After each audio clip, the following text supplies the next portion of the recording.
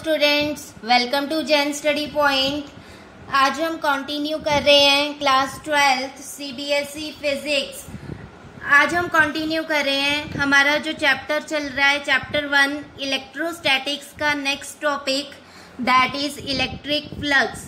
तो सबसे पहले हम बात कर लेते हैं हम फ्लक्स को कैसे डिफाइन कर सकते हैं।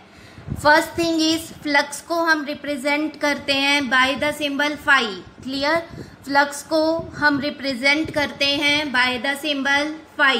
अब बात करते हैं how can we define flux या और what do we mean by flux. तो सिंपली फ्लक्स को हम कैसे डिफाइन कर सकते हैं। कंसीडर कर लो हमें इलेक्ट्रिक फील्ड गिवन है, उसके अंदर हमने कोई भी सरफेस प्लेस कर दिया, उस सरफेस में से जितनी इलेक्ट्रिक फील्ड लाइंस क्रॉस करेंगी that number of electric field lines will represent the flux.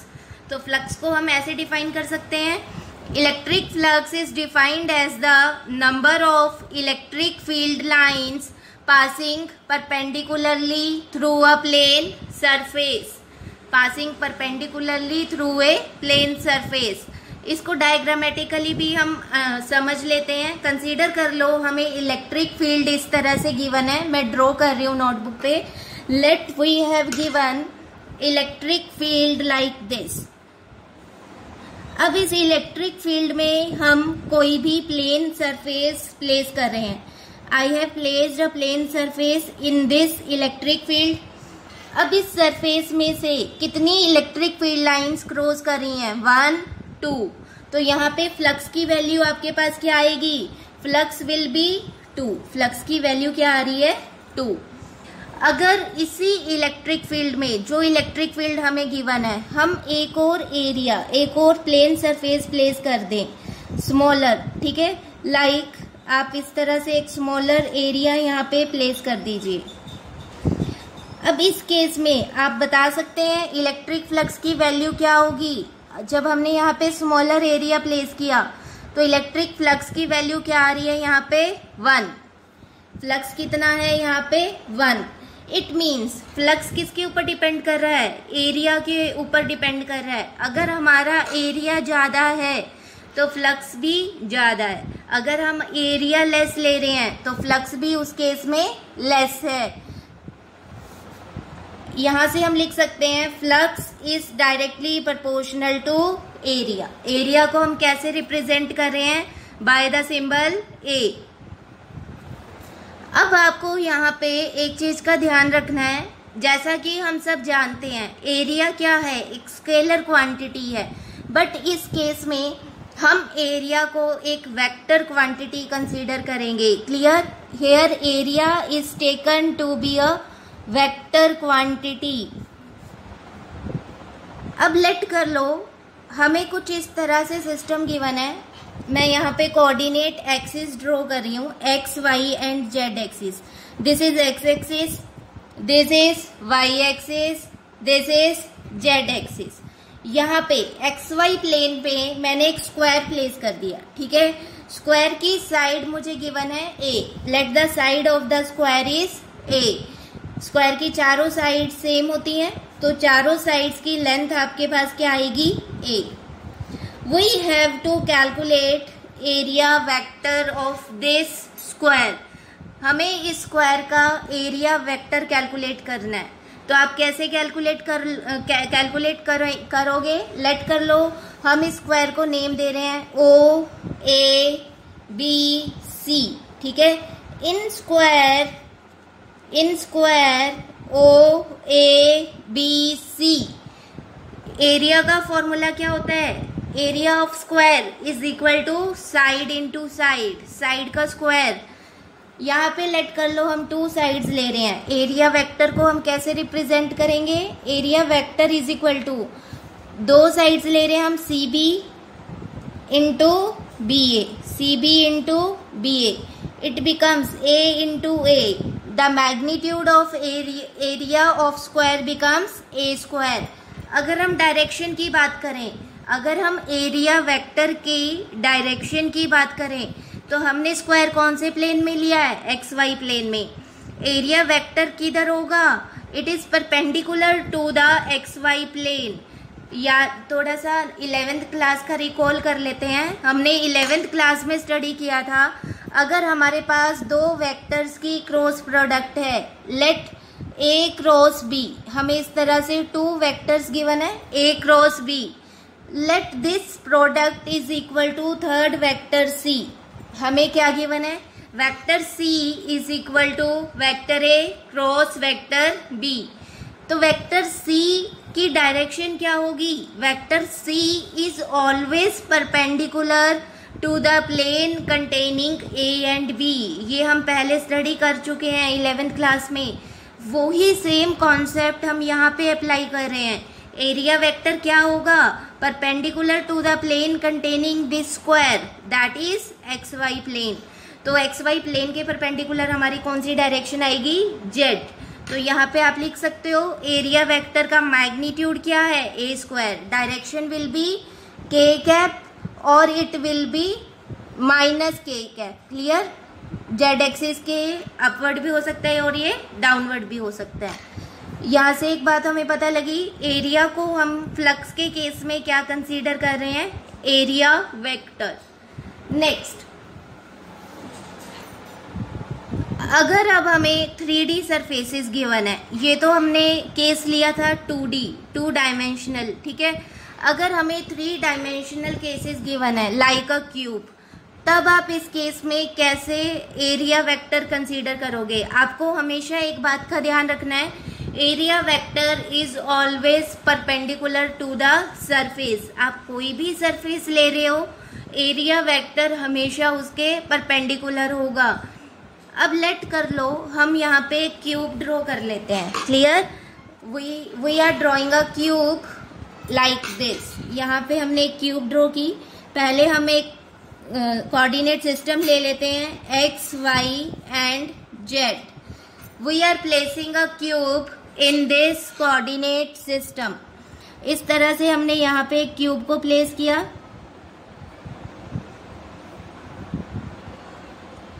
Late like this.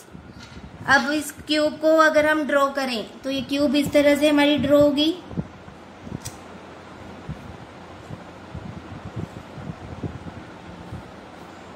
इधर ज्वाइन कर देते हैं और इस साइड को ज्वाइन कर देते हैं, तो आप देख सकते हैं यहाँ पे हमारी एक क्यूब बन रही है। लेट कर लो, इस क्यूब को हम क्या नेम दे रहे हैं, this is O। Clear, let A, B, C, D, E, F, G, H। यहाँ पे क्यूब के कितने फेसेस बनेंगे हमारे, this is the first face. Red pen से मैं करती हूँ ताकि आपको ज्यादा क्लियर हो जाए। This is the first. Clear, जो ये क्यूब का ये साइड वाला होगा, this is the first. This is, let कर लो, ये वाला कौन सा है, नीचे वाला सेकेंड। इसको हम कौन सा कंसीडर कर रहे हैं, सेकेंड कंसीडर कर रहे हैं। This is the second, this is third, this is fourth. 4 faces हमने ड्रॉ करके देख लिए हैं क्यूब के जो हमारे पास बनेंगे। This is first, second, third, fourth, और एक ये वाला फ्रंट वाला फिफ्थ, और एक ये बैक वाला 6। तो 6 फेसेस हैं हमारे पास क्यूब के। अब हमें क्या करना है, 6 फेसेस पे एरिया वेक्टर कंसीडर करना है। एरिया वेक्टर की डायरेक्शन देखनी है हमें कि किधर पॉइंट होगी। क्लियर, तो फर्स्ट सरफेस की अगर बात करें, this is the first surface. अब फर्स्ट सरफेस में अगर आप एरिया वेक्टर कंसीडर कर रहे हो तो 2 डायरेक्शंस बन सकती हैं, one is this outward and second is this. ध्यान दो बेटे, लेट कर लो, ये आपका क्या है, प्लेन सरफेस है लाइक दिस। तो एरिया वेक्टर कैसे होंगे, एक तो इधर होगा इनवर्ड और एक इधर होगा आउटवर्ड। क्लियर, तो आपको एक बात का ध्यान रखना है, जब भी हमारे पास क्लोज्ड सरफेसेस होंगे तो एरिया वेक्टर हम हमेशा कौन सा कंसीडर करेंगे, आउटवर्ड वाला। ठीक है, आपको जितने भी क्वेश्चंस करने हैं, जितने भी हम न्यूमेरिकल्स करेंगे, डेरिवेशंस करेंगे, आप हमेशा इस चीज का ध्यान रखोगे, जब भी हमें क्लोज्ड सरफेसेस गिवन होंगे एरिया वेक्टर इज ऑलवेज, हम कौन सा कंसीडर करेंगे, आउटवर्ड डायरेक्शन वाला। तो यहाँ पे फर्स्ट फेज पे एरिया वेक्टर किधर पॉइंट करेगा, outward, like this is the area vector of first phase. अगर सेकेंड फेज की बात कर लें, सेकेंड फेज क्या है हमारा, ABCD। सेकेंड फेज पे अगर एरिया वेक्टर की बात करें, लेट कर लो ये कॉपी मेरी क्या है, सेकेंड सरफेस है, तो एरिया वेक्टर आउटवर्ड होगा लाइक दिस, या फिर इनवर्ड होगा, ठीक है, डाउनवर्ड डायरेक्शन में। तो आप कौन सा ड्रॉ करोगे, कौन सा एरिया वेक्टर यहाँ पे लोगे। देखो ये आपका एरिया वेक्टर है, यहाँ पे हमारी दो डायरेक्शंस बन रही हैं, देखो एक तो ये वाली और एक डाउनवर्ड, तो हम कौन सी वाली लेंगे, आउटवर्ड वाली, लाइक दिस। तो सेकेंड सरफेस का हमारा एरिया वेक्टर इस ये वाला होगा, आउटवर्ड, क्लियर। थर्ड फेज की अगर बात करें, ये हमारा थर्ड फेज है, EFDC। तो थर्ड फेज में एरिया वेक्टर क्या होगा, आउटवर्ड होगा, और सेकेंड क्या होगा, इनवर्ड। तो हमें कौन सा लेना है, आउटवर्ड। तो आउटवर्ड हम इस डायरेक्शन में इसे पॉइंट करेंगे, लाइक दिस। अगर फोर्थ सरफेस की बात करें, this is the fourth surface.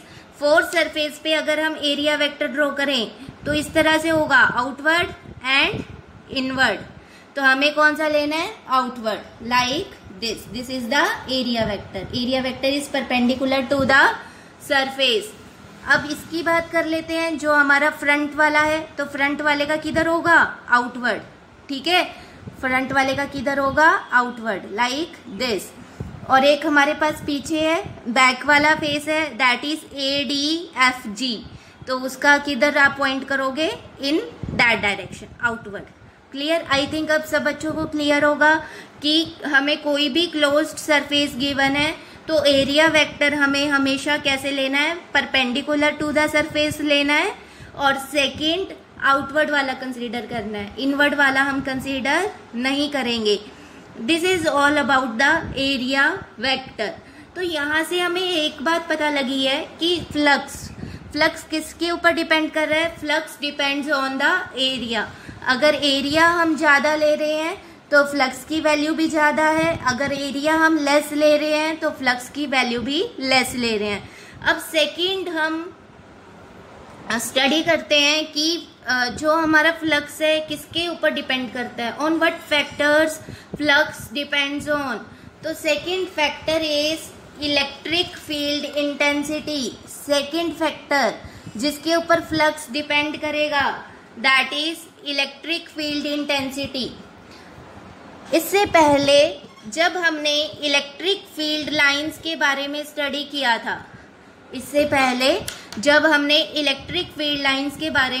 किया था, तो हमने स्टडी किया था magnitude of electric field depends on the density of electric field lines. Properties में हमने डिस्कस किया था, थोड़ा सा रिकॉल कीजिए। हमने स्टडी किया था magnitude of electric field depends on density of electric field lines. अगर इलेक्ट्रिक फील्ड लाइंस डेंसर हैं, दैट इज एक दूसरे के क्लोजर हैं, तो वहाँ पे इलेक्ट्रिक फील्ड इंटेंसिटी की वैल्यू ज़्यादा होगी।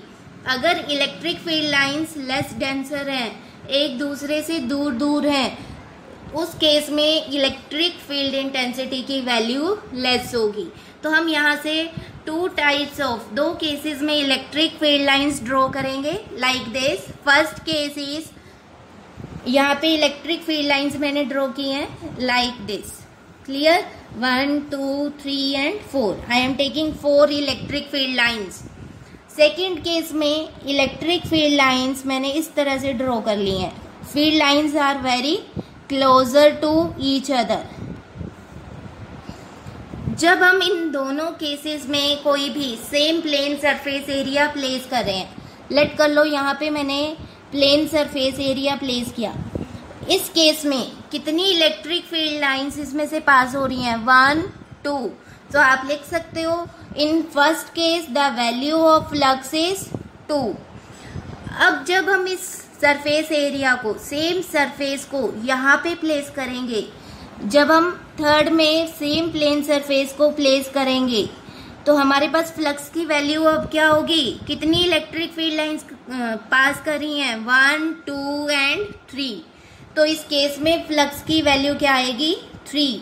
तो यहाँ से हमें एक बात और पता लग रही है, that is flux depends on electric field intensity. Clear? Flux is proportional to electric field intensity. अगर इलेक्ट्रिक फील्ड इंटेंसिटी की वैल्यू ज़्यादा है तो फ्लक्स की वैल्यू भी ग्रेटर है। अगर इलेक्ट्रिक फील्ड इंटेंसिटी की वैल्यू आप लेस ले रहे हो तो फ्लक्स की वैल्यू भी लेस होगी। आई थिंक अब सभी बच्चों को, सभी स्टूडेंट्स को ये दोनों बातें क्लियर होंगी। First is flux depends on area, second flux depends on electric field intensity. क्या कोई और फैक्टर भी है जिसके ऊपर फ्लक्स डिपेंड कर सकता है? लेट कर लो हमें इस तरह से कोई भी प्लेन सरफेस गिवन है, लाइक दिस। यहाँ पे हमने कोई भी प्लेन सरफेस कंसीडर कर लिया। इसका एरिया वेक्टर क्या होगा, आउटवर्ड होगा। ठीक है, एरिया वेक्टर किधर होगा, आउटवर्ड ही तो होगा। लेट कर लो मेरे पास कोई एरिया ऐसे है, तो एरिया वेक्टर किधर होगा, लाइक दिस, आउटवर्ड ही तो होगा। This is the area vector. यहाँ पे मुझे इलेक्ट्रिक फील्ड इस तरह से गिवन है, electric field is making angle theta with area vector. ध्यान दो, in this case electric field intensity और electric field E makes angle theta with area vector A. अगर हम इलेक्ट्रिक फील्ड को 2 कंपोनेंट्स में रिजॉल्व करें तो एरिया वेक्टर के लॉन्ग कौन सा कंपोनेंट आएगा, ई कॉस थीटा। परपेंडिकुलर में कौन सा कंपोनेंट आएगा, ई साइन थीटा। अब हम फ्लक्स की बात कर रहे हैं, तो फ्लक्स कौन से कंपोनेंट के ऊपर डिपेंड करेगा, ऑन ई कोस थीटा और ऑन ई साइन थीटा। तो आपका आंसर क्या होगा, flux depends on E cos theta because E cos theta is pointing along the area vector। E cos theta किस डायरेक्शन में पॉइंट कर रहा है, along the area vector। तो यहाँ से हमारे पास फ्लक्स का फॉर्मूला क्या बनेगा, flux is equal to E cos theta into A। आप ऐसे लिख सकते हो, flux is equal to E cos theta into A। हम इसको ऐसे भी लिख सकते हैं, flux is equal to E A cos theta.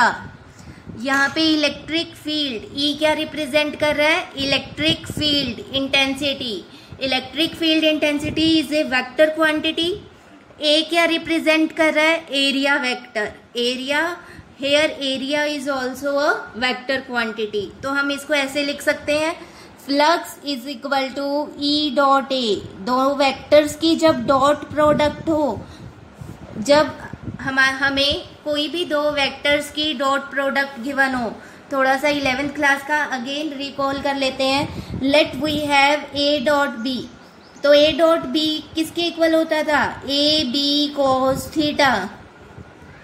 वही केस तो हमारे पास यहाँ पे बन रहा है, flux is equal to E A cos theta. We can write it as flux is equal to E dot A, that is E A cos theta. यहाँ से हमारे पास फ्लक्स का फॉर्मूला आ रहा है, phi is equal to E A cos theta. Clear? This is the formula of flux. या फिर आप सिंपली इसको कैसे लिख सकते हो, phi is equal to E A. Clear? आप ये फॉर्मूला कब अप्लाई करोगे, देखो अब यहाँ पे फर्दर 2 केसेस बनते हैं। फर्स्ट केस इज जो हमें इलेक्ट्रिक फील्ड गिवन है, दैट इज यूनिफॉर्म और नॉन यूनिफॉर्म। अगर इलेक्ट्रिक फील्ड हमें यूनिफॉर्म गिवन है तब आप सिंपली फ्लक्स का फॉर्मूला ई ए यूज करोगे। ठीक है, ई डॉट ए यूज करोगे। In case of when this formula is applicable when electric field is uniform और यू कैन से कांस्टेंट। ठीक है, जब इलेक्ट्रिक फील्ड हमें क्या गिवन हो, कांस्टेंट गिवन हो, तब हमारे पास फ्लक्स का फॉर्मूला क्या बनेगा, ई डॉट ए। बट अगर इलेक्ट्रिक फील्ड हमें कांस्टेंट गिवन ना हो तब हम क्या करेंगे उस केस में, when electric field is not constant, उस केस में हम स्मॉल एरिया एलिमेंट्स कंसीडर करेंगे। लेट कर लो मुझे यहाँ पे एक स्फीयर गिवन है, ठीक है। इलेक्ट्रिक फील्ड यहाँ पे कांस्टेंट नहीं है, तो यहाँ पे फिर हम क्या करेंगे, स्मॉल एरिया एलिमेंट्स कंसीडर करेंगे। उन स्मॉल एरिया एलिमेंट्स के कारण हम फ्लक्स, स्मॉल फ्लक्स को कैलकुलेट करेंगे। जो फ्लक्स आएगा उसका फॉर्मूला क्या होगा यहाँ पे, E डॉट DA। हम क्या कर रहे हैं, DA क्या रिप्रेजेंट कर रहा है यहाँ पे, स्मॉल एरिया एलिमेंट्स या स्मॉल एरिया वेक्टर्स। फिर हम इन सब का टोटल कर देंगे। आप टोटल कर दोगे, दैट इज आप सिग्मा भी यूज कर सकते हो या फिर यहाँ पे इंटीग्रेशन यूज करोगे। जब आप इंटीग्रेट करोगे तो टोटल सरफेस का फ्लक्स आपके पास यहाँ पे कैलकुलेट हो जाएगा। तो फ्लक्स का फॉर्मूला इस केस में हमारे पास बनेगा phi is equal to closed integral of, integration के सिंबल पे जो मैंने ये सर्कल ड्रॉ किया है, डॉट ड्रॉ किया है, ये सर्कल क्या रिप्रेजेंट कर रहा है, यहाँ पे क्लोज्ड सरफेस की बात हो रही है। तो flux is equal to closed integral of E dot DA। Clear? This is the total flux of the surface when electric field is not constant. अगर इलेक्ट्रिक फील्ड कांस्टेंट है तो सिंपली हम फ्लक्स का क्या फॉर्मूला यूज करते हैं, E dot A, where A is the area vector. अब flux किसके इक्वल है, दो वेक्टर्स के डॉट प्रोडक्ट के इक्वल है। तो यहाँ से हमें एक और इंफॉर्मेशन मिल रही है, that is flux is a scalar quantity. Flux क्या है, एक स्केलर क्वांटिटी है। अब फ्लक्स की वैल्यू पॉजिटिव भी हो सकती है, नेगेटिव भी हो सकती है, और also it can be zero. For example, जब थीटा हमारे पास लेस देन 90 है, when theta is less than 90, इस केस में फ्लक्स हमारा क्या होगा, positive. Flux will be positive in this case. When theta is equal to 90, जब थीटा हमें क्या गिवन होगा, 90, वी नो cos 90 क्या होता है, जीरो। तो इस केस में हमारा फ्लक्स क्या हो जाएगा, जीरो। अगर हमें थीटा गिवन है greater than 90, if theta is greater than 90, in this case flux will B negative.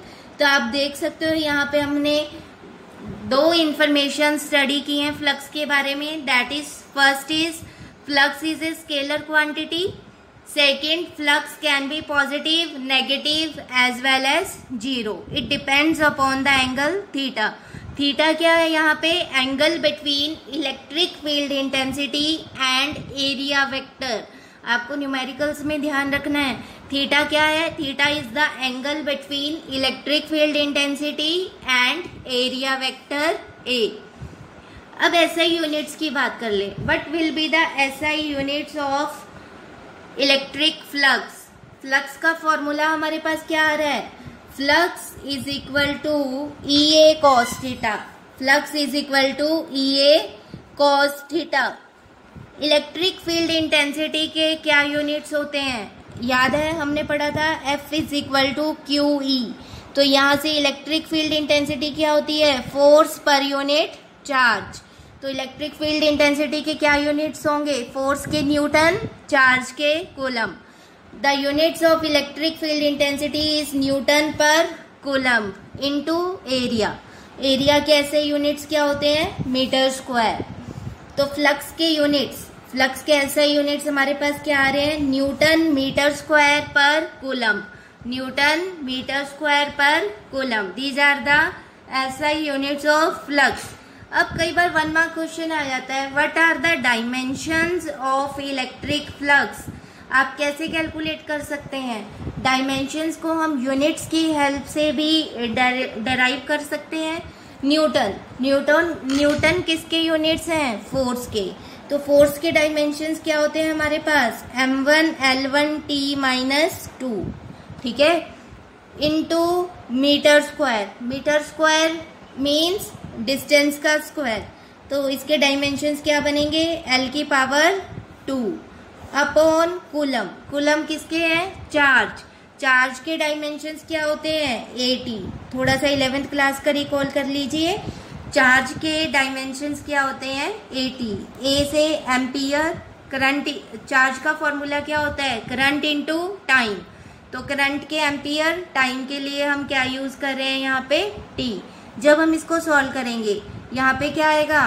M1, L यहाँ पे 1 है, यहाँ पे L 2 है। वे से में पावर्स क्या हो जाएंगी? ऐड। L क्या बन जाएगा? 1 + 2 बिकम्स 3। T क्या है? माइनस, T यहाँ पे क्या है? -2 अपॉन AT। सॉल्व करेंगे, इसको ऊपर लेके जाएंगे हम। सॉल्व करने के बाद क्या आ जाएंगे हमारे पास? M1 L3 T -2 और नीचे से क्या आएगा? डिनोमिनेटर से T -1। It becomes -2 -1 becomes -3। तो T क्या हो जाएगा? -3 into A -1। These are the dimensions of electric flux। Clear? क्या डायमेंशंस आ रहे हैं? M1 L3 T -3 A -1 dimensions of electric flux. ये सारी डिस्कशन थी हमारी फ्लक्स के बारे में। एक बार थोड़ा सा रिकॉल कर लेते हैं, हमने क्या स्टडी किया। हमने सबसे पहले स्टडी किया electric flux is defined as the total number of electric field lines passing perpendicularly through a plane surface.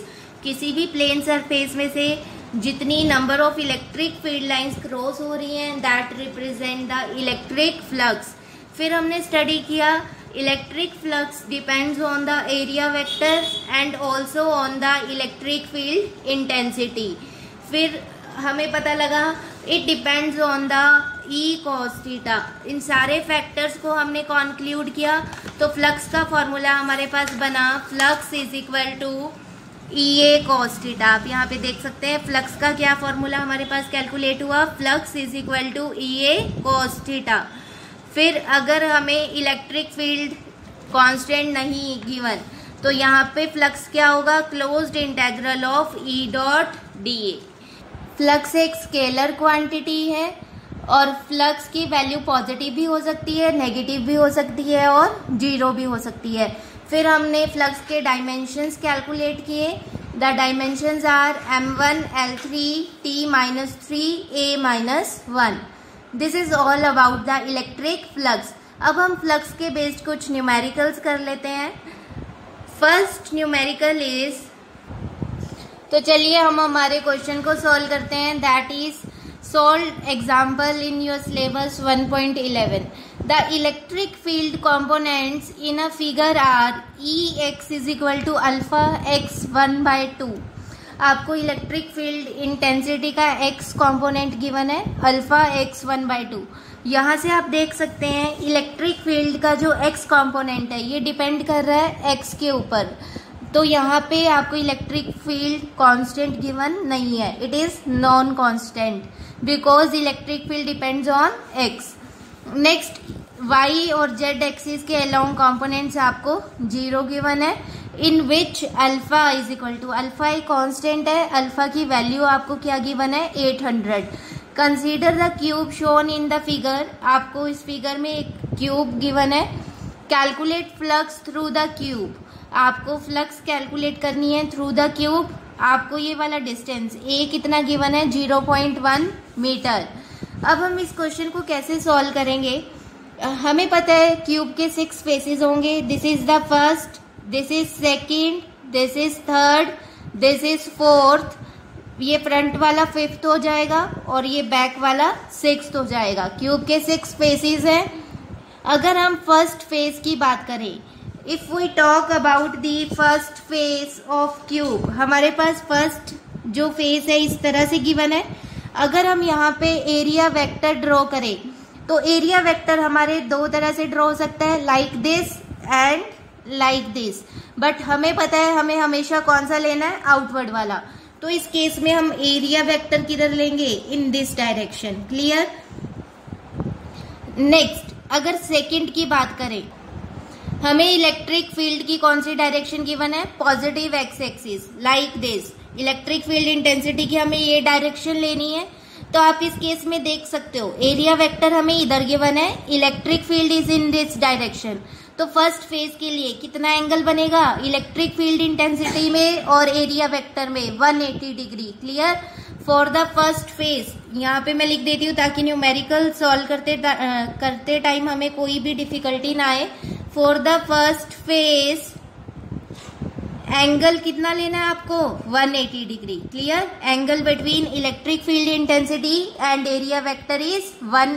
अगर हम सेकंड फेज की बात करें, ये क्या है हमारा सेकंड फेज है। This is the second face of our cube downward, ये वाला।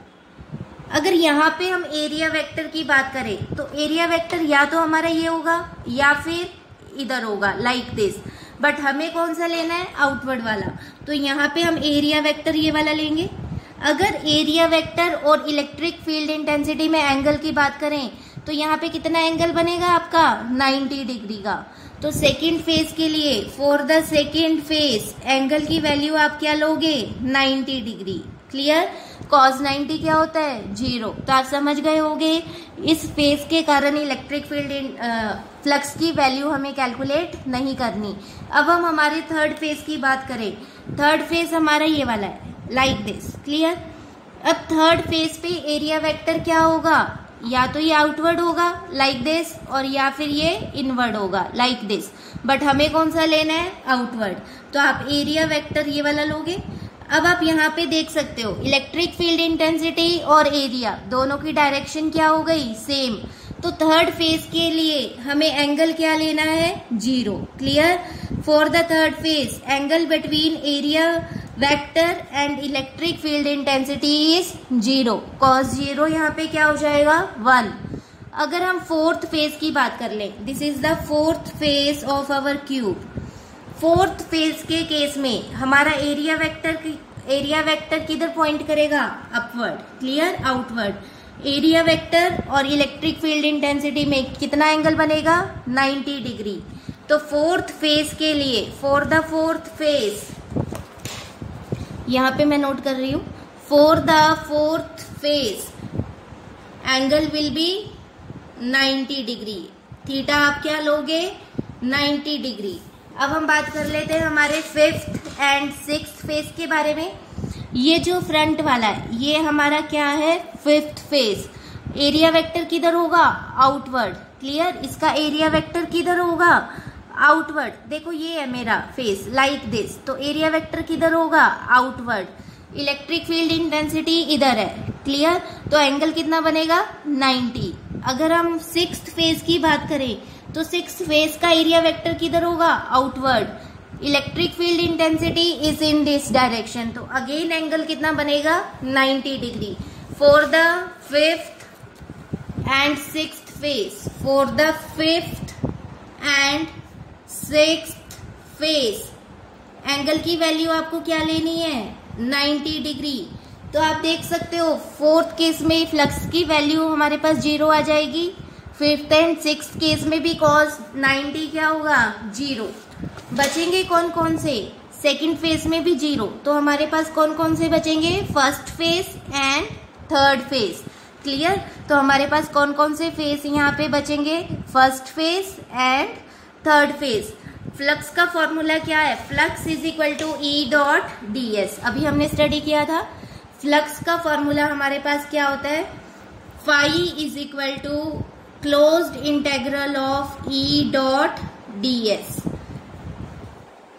या सिंपली हम इसको ऐसे भी यूज कर सकते हैं, phi is equal to E dot D S.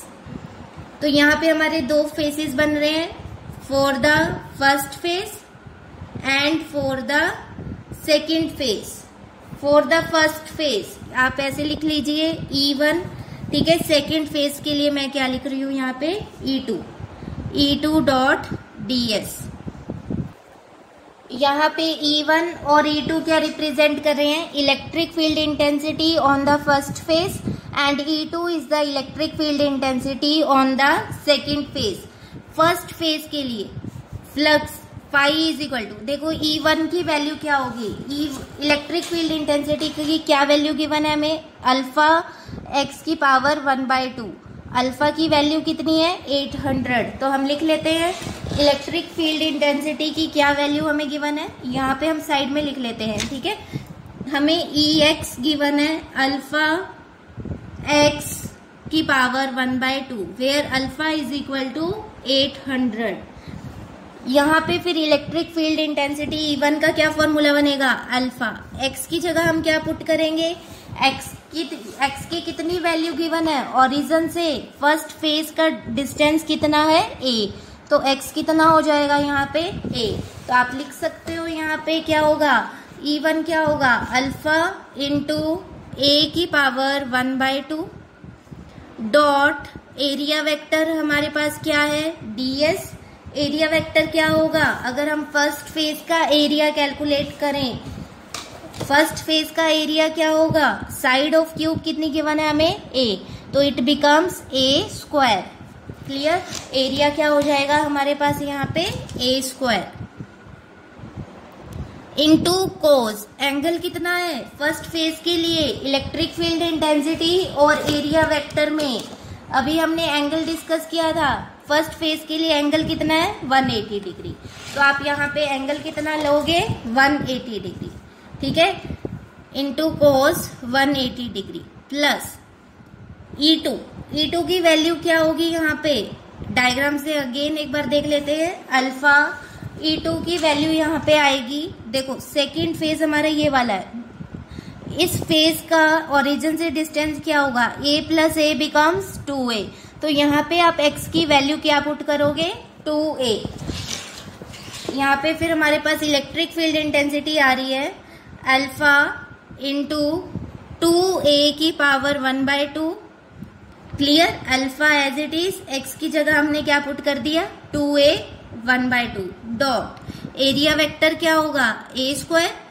Angle से इस फेज के लिए हमारा एंगल क्या है, again I am seeing the diagram, इस फेज के लिए हमारा एंगल क्या है 0। ठीक है, यहाँ पे आप क्या लोगे cos 0।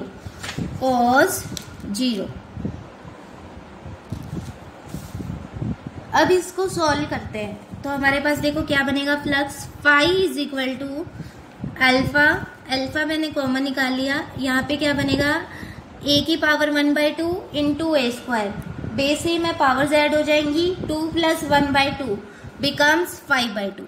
तो यहाँ पे a की पावर क्या आ जाएगी 5/2। cos 180 क्या होता है -1, यहाँ पे क्या आ जाएगा -1 प्लस अल्फा कॉमन निकाल लिया, यहाँ पे क्या है 2a की पावर 1/2, तो 2a की पावर 1/2 है, इसको हम ऐसे लिख सकते हैं √2 इंटू a की power 1/2। Base same powers must be added, तो a की पावर क्या हो जाएगी 1/2 प्लस 2, इट बिकम्स a की पावर 5/2 इंटू cos 0 क्या होता है 1, आपके पास सॉल्व करके ये बन जाएगा। ठीक है, अब हम इसको फर्दर सॉल्व करते हैं, it becomes phi is equal to, alpha की कितनी वैल्यू गिवन है हमें 800, अल्फा इज 800। जब हम इसको सॉल्व करेंगे इट बिकम्स 800 इंटू ए की वैल्यू कितनी गिवन है हमें 0.1, ए कितना गिवन है 0.1, वैल्यूज पुट कर देते हैं, इट बिकम्स 0.1 की पावर 5/2, कॉमन ले सकते हैं a की पावर 5/2, ब्रैकेट में क्या आएगा -1 प्लस √2। क्लियर, आप इसको फर्दर सॉल्व करोगे, √2 हमारे पास क्या होता है 1.414, आप इसकी वैल्यू यहाँ पे पुट करोगे, फिर यहाँ पे 0.1 की पावर क्या है 5/2। आप इसको कैसे सॉल्व कर सकते हो, पहले आप 0.1 की 5th पावर को कैलकुलेट करोगे, फिर उसका स्क्वायर रूट कर दोगे, तो आपके पास इसकी वैल्यू कैलकुलेट हो जाएगी। फिर आप यहाँ पे पुट करोगे और सॉल्व करने के बाद आपके पास फ्लक्स की वैल्यू आएगी 1.05 Newton metre square per coulomb. Clear, flux हमारा कितना आएगा 1.05 Newton metre square per coulomb. I think इस क्वेश्चन में किसी बच्चे को कोई डाउट नहीं होगा। आप जितने ज़्यादा न्यूमेरिकल्स करोगे, आपका कॉन्सेप्ट, आपका बेस उतना ज़्यादा स्ट्रॉन्ग बनेगा। तो हम हमारे नेक्स्ट क्वेश्चन को स्टडी करते हैं, that is example 1.12 in your NCERT. पहले क्वेश्चन को बहुत अच्छे से रीड कर लेते हैं। An electric field is uniform, आपको इलेक्ट्रिक फील्ड यूनिफॉर्म गिवन है, and in positive x direction for positive x and uniform with same magnitude but in negative x direction for negative x. Question को ध्यान से समझो, आपको electric field की दो directions given है, पॉजिटिव भी गिवन है और नेगेटिव भी गिवन है। अगर आप पॉजिटिव एक्स के अलोंग देख रहे हो तो इसकी डायरेक्शन पॉजिटिव लेनी है आपको।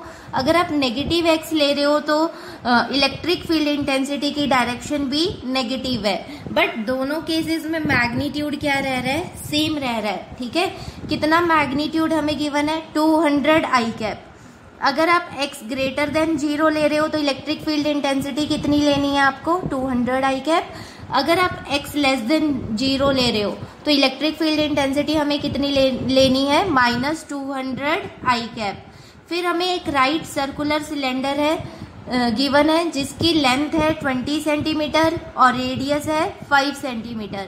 Has it centres at the origin, origin पे हमें इसको प्लेस करना है। इसका सेंटर कहाँ पे होना चाहिए, ओरिजिन पे। And its axis is along x axis, आपको सिलेंडर किधर लेना है, सिलेंडर की एक्सिस किधर लेनी है, अलोंग एक्स एक्सिस। देखो सिलेंडर को हम इस तरह से भी प्लेस कर सकते हैं या फिर हम सिलेंडर को ऐसे वर्टिकली भी प्लेस कर सकते हैं। आप सिलेंडर को इस तरह से भी प्लेस कर सकते हो, आप सिलेंडर को इस तरह से भी प्लेस कर सकते हो, बट क्वेश्चन में हमें गिवन है इट्स एक्सिस किधर होनी चाहिए, अलोंग एक्स एक्सिस। तो हमें एक बात क्लियर हो गई, सिलेंडर को हम इस तरह से प्लेस करेंगे along x axis. Next, so that one phase is at x is equal to plus 10 centimeter and other is at x is equal to minus 10 centimeter। आपको सिलेंडर के सेंटर को कहाँ पे प्लेस करना है, ओरिजिन पे place करना है। ठीक है, इस तरह से प्लेस करना है। फॉर एग्जाम्पल ये मेरा सिलेंडर है, ठीक है, ये पेन कंसीडर कर लो क्या है, हमारा सिलेंडर है। ये क्या है, इसका सेंट्रल पॉइंट है, this is the central point. यहाँ पे क्या होना चाहिए, सेंटर पॉइंट पे ओरिजिन होना चाहिए। तो यहाँ पे क्या हो जाएगा, x is equal to -10 centimetre, इधर क्या हो जाएगा, x is equal to +10 centimetre. Total length कितनी हो जाएगी, 20 सेंटीमीटर। तो आई थिंक अब आप क्वेश्चन को समझ गए होंगे कि हमें डायग्राम किस तरह से यहाँ पे ड्रॉ करना है। कैलकुलेट हमें क्या करना है, net outward flux through each flat surface. अब फ्लैट सरफेस कौन सा होता है, अगर हम सिलेंडर की बात करें, ठीक है, तो सिलेंडर के अंदर यहाँ पे देखो ये वाला जो हमारा सरफेस होता है ये फ्लैट सरफेस होता है, और ये वाला कौन सा होता है, हमारा कर्व्ड होता है। ठीक है, तो सिलेंडर के पास दो फ्लैट सरफेसेस होते हैं, ये दोनों कौन से होंगे, फ्लैट, जहाँ पे मेरी फिंगर्स हैं, और ये वाला कौन सा होगा, कर्व्ड होगा। तो आपको ए पार्ट में क्या कैलकुलेट करना है, what is the net outward flux through each flat surface. दोनों फ्लैट सरफेसेस के थ्रू आपको आउटवर्ड फ्लक्स कैलकुलेट करना है। B part, what is the flux through side of the cylinder. आपको जो इसका कर्व पार्ट है, side of the cylinder means जो ये कर्व्ड एरिया है, इसका कर्व्ड सरफेस है, यहाँ से आपको फ्लक्स की वैल्यू कैलकुलेट करनी है।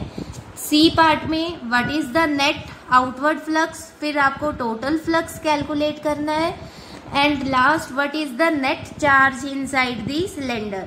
फोर्थ पार्ट को अभी हमने गॉस थ्योरम डिस्कस नहीं किया है, तो नेक्स्ट टॉपिक हमारा गॉस थ्योरम ही है। ठीक है, तब हम फ्लक्स को चार्ज की टर्म्स में एक्सप्रेस करेंगे। फोर्थ पार्ट हम हमारे नेक्स्ट लेक्चर में करेंगे। तो अभी हम हमारे ये जो थ्री पार्ट्स हैं, ए, बी एंड सी, इन्हें कैलकुलेट करेंगे। तो कैलकुलेट करते हैं। देखो डायग्राम कुछ इस तरह का बनेगा हमारा, आप देख सकते हो। यहाँ पे मैंने क्या किया है, एक राइट सिलेंडर ले लिया, राइट सर्कुलर सिलेंडर ले लिया है। इस सिलेंडर को मैंने एक्स एक्सिस के अलोंग प्लेस किया है इन दिस। ठीक है, मैंने इस सिलेंडर को इस तरह से वर्टिकल पोजीशन में प्लेस नहीं किया। उसके बाद यहाँ पे जो ये सेंटर है सिलेंडर का, ये कहाँ पे होना चाहिए, ओरिजिन पे होना चाहिए। ये आपका कितना हो जाएगा, x is equal to -10 centimetre. ये वाला डिस्टेंस क्या हो जाएगा, x is equal to +10 centimetre. Clear. Total length of the cylinder is 20 centimetre. अब हमें क्या कैलकुलेट करना है, हमें ए पार्ट में फ्लक्स कैलकुलेट करना है थ्रू द फ्लैट सरफेस। तो सिलेंडर की ये दो फ्लैट सरफेस होंगे, आप समझ गए होंगे अब तो देख के। अगर हम बात करें, अगर हम हमारे फर्स्ट फ्लैट सरफेस की बात करें, ये वाला, ठीक है। अब इलेक्ट्रिक फील्ड इंटेंसिटी की डायरेक्शन देखते हैं यहाँ पे क्या होगी। हमें इलेक्ट्रिक फील्ड इंटेंसिटी क्या गिवन है, ध्यान दीजिए, क्वेश्चन को एक बार दोबारा से स्टडी कीजिए।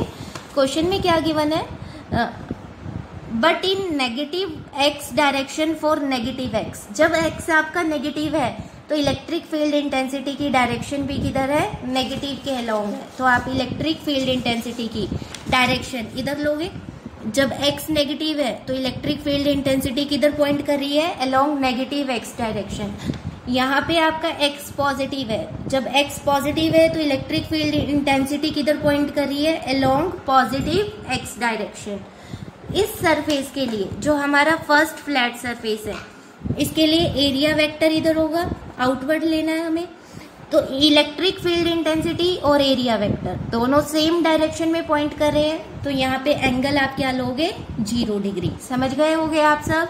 यहाँ पे इलेक्ट्रिक फील्ड इंटेंसिटी और एरिया वेक्टर में एंगल हमें कितना लेना है, 0 डिग्री। अगर हम हमारे सेकेंड फ्लैट सरफेस की बात करें तो यहाँ पे ये क्या हमारा सेकेंड फ्लैट सरफेस है, यहाँ पे एरिया वेक्टर हमारा ये होगा। इस केस में इलेक्ट्रिक फील्ड इंटेंसिटी और एरिया वेक्टर अगेन दोनों सेम डायरेक्शन में है, तो एंगल हमारा क्या बन जाएगा, अगेन यहाँ पे 0 डिग्री बन जाएगा। तो यहाँ पे ये बात हो गई फ्लैट सरफेसेस के बारे में, क्लियर। तो हम बात करते हैं फर्स्ट फेज पे फ्लक्स के बारे में, ठीक है। This is our first phase. यहाँ पे फ्लक्स का फॉर्मूला क्या होगा, E डॉट ds होगा। फ्लक्स का फॉर्मूला क्या होगा यहाँ पे, E dot ds। Electric field intensity की कितनी वैल्यू हमें गिवन है, -200 I cap for x less than 0। तो आप यहाँ पे क्या वैल्यू पुट करोगे, -200 I cap dot area vector. Area vector क्या होगा यहाँ पे, एरिया वेक्टर इस फ्लैट सरफेस का क्या होगा, πr²। यहाँ पे हम लिख सकते हैं πr²। डायरेक्शन किधर होगी इसकी, टूवर्ड्स नेगेटिव x एक्सिस, तो आप यहाँ पे क्या लोगे, -I कैप लोगे, क्लियर। एरिया वेक्टर का मैग्नीट्यूड क्या होगा, πr² और डायरेक्शन क्या होगी, -I कैप। जब हम इसको सॉल्व करेंगे, I cap dot I cap becomes 1, ठीक है। I cap dot I cap becomes 1, minus minus becomes plus, ठीक है। तो हमारे पास क्या आंसर आएगा, 200 πr²। 200 πr²। r हमारे पास कितना है, रेडियस हमें कितना गिवन है क्वेश्चन में, रेडियस इज, क्वेश्चन देखो, क्वेश्चन में रेडियस कितना गिवन है हमें, 5 सेंटीमीटर। 5 सेंटीमीटर को हम मीटर में कन्वर्ट करेंगे, 5 सेंटीमीटर को हम मीटर में कन्वर्ट करेंगे, इट बिकम्स 0.05 मीटर। तो रेडियस आपके पास क्या आ जाएगा, 0.05 मीटर। हमारे पास फ्लक्स कितना आ जाएगा, फाई इज इक्वल टू 200, पाई की वैल्यू क्या होती है 3.14 इंटू 0.05 का स्क्वायर, क्लियर। जब आप इसको सॉल्व करोगे तो फ्लक्स की वैल्यू हमारे पास आ जाएगी 1.57, यूनिट्स क्या होंगे, Newton metre square per coulomb. Flux के यूनिट्स क्या होंगे, Newton metre square per coulomb. Next, अब हम बात करते हैं flux on the second flat surface. अगर हम सेकेंड फ्लैट सरफेस पे बात करें तो यहाँ पे हमारा फ्लक्स का फॉर्मूला अगेन क्या बनेगा, flux is equal to E dot D S. यहाँ पे हम फ्लक्स क्या लेंगे, E dot D S. Electric field का मैग्नीट्यूड सेम रहेगा 200 आई कैप, एरिया क्या होगा पाई आर स्क्वायर, डायरेक्शन क्या होगी पॉजिटिव आई कैप। तो हमारा क्या बन जाएगा, अगर इसी में मैं सेकंड केस को भी सॉल्व करूं तो हमारे पास यहाँ पे क्या आएगा, plus 200 i cap into pi r square into plus i cap along positive x direction. जब हम इसे सॉल्व करेंगे i cap dot i cap becomes 1, it becomes 200 pi r square. Solve करने के बाद आपके पास सेम आंसर आ जाएगा, clear. This is the flux due to first face. First face के कारण फ्लक्स कितना आ रहा है 1.57 newton metre square per coulomb. Second phase के कारण फ्लक्स कितना आ रहा है 1.57 newton metre square per coulomb. तो ए पार्ट हमारा यही था। ए पार्ट में क्या था, देखो क्वेश्चन अगेन हम एक बार दोबारा से देख लेते हैं। ए पार्ट क्या था हमारे क्वेश्चन का, what is net outward flux through each flat surface. तो दोनों फ्लैट सरफेस के थ्रू इलेक्ट्रिक फ्लक्स हमारा क्या है, सेम आ रहा है, that is 1.57 newton metre square per coulomb. अब हम बात करते हैं हमारे बी पार्ट की। बी पार्ट क्या है, what is the flux through side of the cylinder. तो यहाँ पे हमें किसकी बात करनी है, about the curved surface of cylinder. Curved surface के लिए अगेन देखो यहाँ पे कर्व्ड सरफेस के लिए इलेक्ट्रिक फील्ड इंटेंसिटी या तो इधर होगी अलोंग पॉजिटिव एक्स एक्सिस या फिर इधर होगी along negative x axis. Area vector outward होगा like this, area vector will point in this direction. तो एंगल दोनों केसेस में क्या बन रहा है 90, तो cos 90 क्या हो जाएगा 0। तो बी पार्ट हमारा क्या होगा, flux through the curved surface of cylinder और flux through the side of cylinder क्या आएगा, बी पार्ट का आंसर हमारा क्या आ जाएगा, flux is equal to 0। Flux हमारा यहाँ पे क्या होगा 0। अब सी पार्ट क्या है हमारा क्वेश्चन में, C part is what is the net outward flux through the cylinder.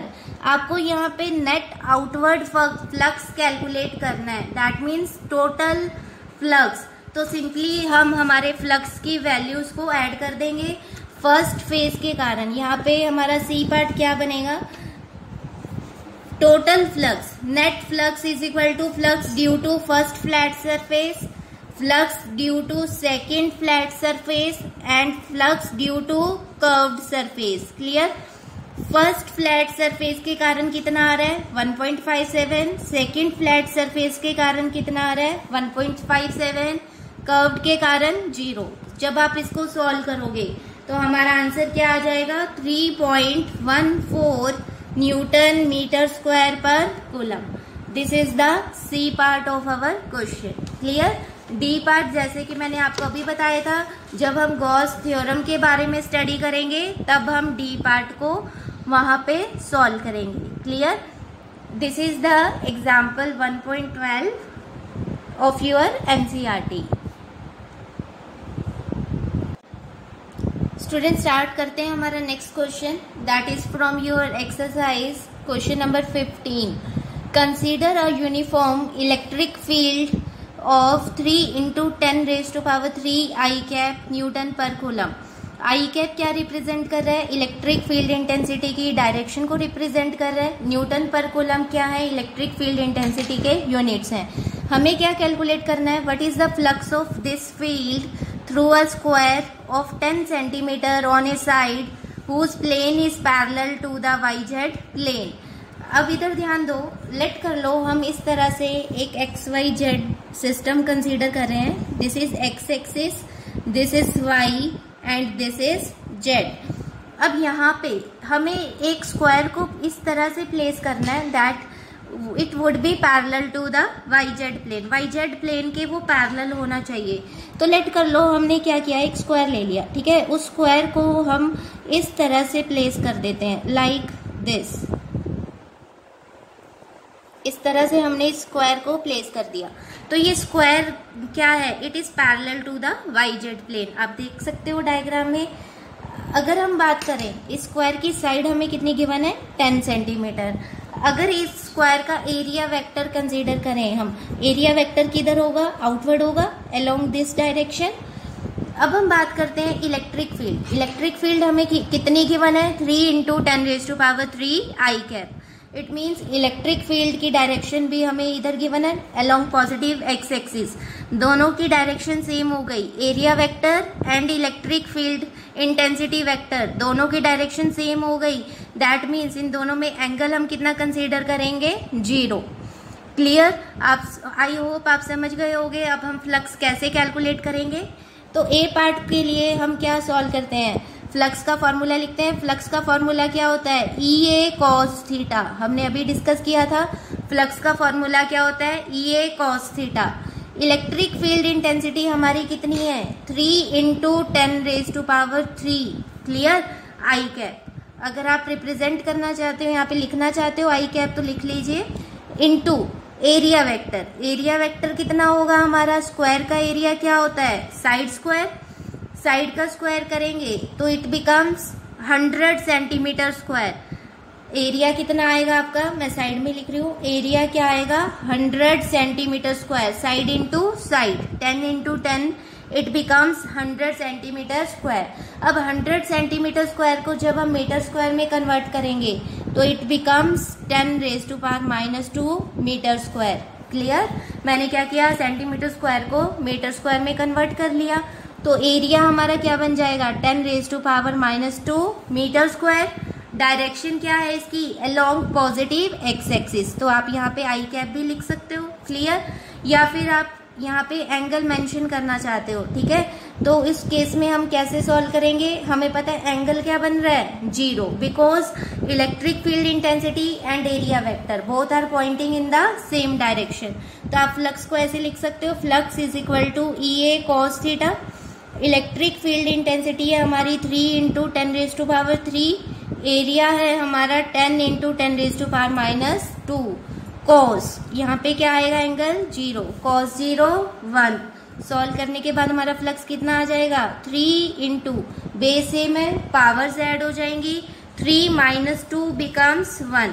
तो हमारा आंसर यहाँ पे क्या आ जाएगा 3 इंटू 10 बिकम्स 30। क्लियर। फ्लक्स के यूनिट्स क्या होते हैं, फ्लक्स के यूनिट्स अभी हमने कैलकुलेट किए थे, एक बार दोबारा से समझ लो। फ्लक्स क्या है EA। इलेक्ट्रिक फील्ड इंटेंसिटी के क्या यूनिट्स होते हैं न्यूटन पर कूलम, एरिया के metre square, it becomes 30 newton metre square per coulomb. This is the a part. अब बी पार्ट सॉल्व करते हैं। बी पार्ट क्या है, what is the flux through same square if normal to its plane makes a 60 degree angle with the x axis. अब आपको इधर ध्यान देना है, हमारी इलेक्ट्रिक फील्ड इंटेंसिटी की डायरेक्शन किधर है along x axis. Area vector अब एंगल पे गिवन है, लेट कर लो लाइक दिस, ठीक है। एरिया वेक्टर कितना एंगल बना रहा है अब 60 डिग्री का एंगल बना रहा है एरिया वेक्टर। तो बी पार्ट में हम सिंपल फ्लक्स का फॉर्मूला अप्लाई करेंगे, that is EA cos theta. Electric field intensity कितनी है हमारे पास 3 इंटू 10⁻³, एरिया इज 10⁻⁻²। एंगल कितना लेंगे यहाँ पे cos 60 डिग्री। क्लियर। cos 60 क्या होता है 1/2। सॉल्व करते हैं इसको, 3 into 10⁻³ into 10⁻⁻² becomes 10 into cos 60 is 1/2। Solve करने पे हमारा क्या आ जाएगा answer 3/2, 30/2 becomes 15 newton metre square per coulomb, 15 newton metre square per coulomb. This is our question number 15 of our exercise NCERT exercise. I hope आप सबको flux का ये टॉपिक क्लियर होगा। अगर फिर भी आपको कोई भी डाउट आ रहा है तो आप कमेंट सेक्शन में कमेंट करके मुझसे पूछ सकते हैं। So students, in the last I would say keep on watching my videos and also don't forget to like and subscribe my channel Jen Study Point. Thank you so much.